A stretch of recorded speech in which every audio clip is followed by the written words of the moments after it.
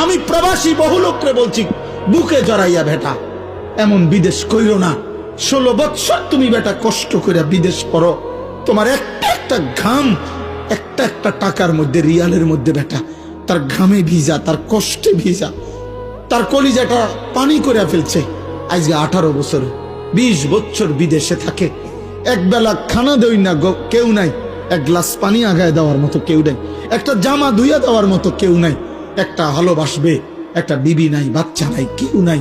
বেচারা অসহায়ের মতো 12 ঘন্টা ডিউটি করে আইসা পইরা থাকে রুমের মধ্যে, মন চাইলে দুগা খায়, মন চাইলে শুইয়া থাকে ক্লান্তিতে। আবার ডিউটি টাইম হয়ে যায়, কে খাইবো কে রাঁধবো?